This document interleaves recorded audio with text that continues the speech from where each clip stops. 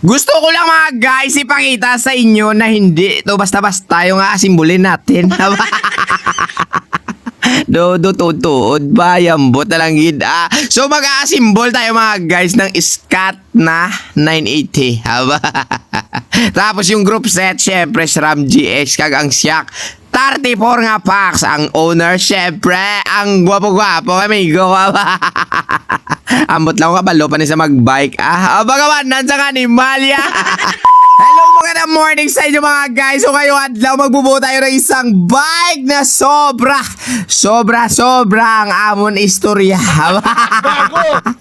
Ay, ambot na lagi na. So bali bubuuin natin mga guys ang scat ni Idol. So buong adlaw kay makadto sa ngadahan sa kundi sa shop. So gusto ko ang ging istoryahan namon matapos na gidman kay do kun puro lang istorya daw wala tupa niya.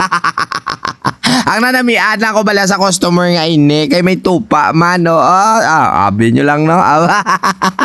Ay ambot na lang yun. So bubuuin natin mga guys ang ginambal niya sa akon nga bike nga gusto ya daw hindi man tanto ka aggressive hindi man tanto ka luya. Ano man do bike gid man gusto yan basi kabayo.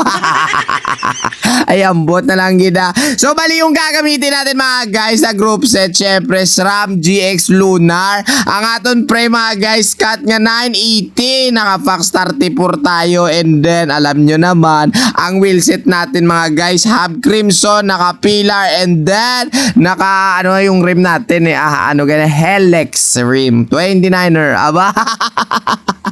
So bali susugudan muna natin mga guys sa pagtako ng iyang group set no, and then ang shock niya ikakabit din natin. Nakabit ko na ganit do ulihi man yang ako niya pang waka lang anima. Pero sige lang mga guys, at least nakita ninyo ang pagplastar sang unit ya. Hindi basta-basta. Oo, dapat maglagay na papadanlog para at least kung magsipa si Idol wala ba siyo ayun ni puta.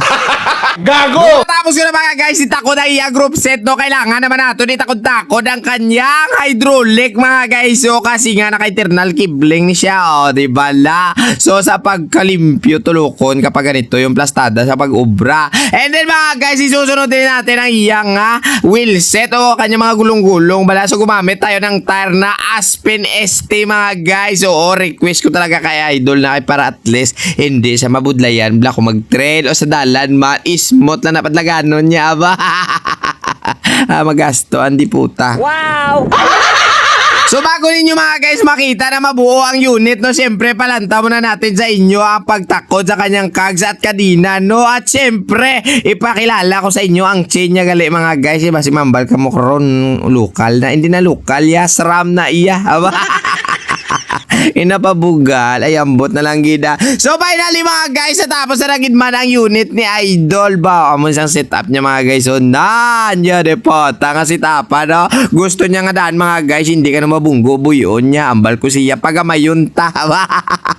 Pagamayon ta buyon niya kung magupod lang sa tanis sakon ba. So bago mga guys ni Idol dalon pule, si ambal ko sa iya testing danay kay basi kung mambal ka laway di bala. So kamo kung makambal ka mo laway sige comment ka mo da kay pambiyayaon.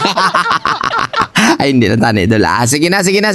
So matesting muna si Idol mga guys. So wala pa gani kagwas dala nagangirit-ngirit ng animal. Gago! So ayan na nga ni mga guys, nakita nyo naman nga pagdala ni Idol sa bike kaya nagangirit-ngirit lang sa ate amba ko. Why na tapos na sa may balayda na sa ay ambot na lang gina. So maraming salamat sa inyo mga guys no. Hanggang dito na lang si Manino ninyo kay si Idol. Sold na. Oo, sold na ang problema niya. And then ang balaydan kagutang siya na daw bahala aba. Ay ambot na lang gina. Yan po.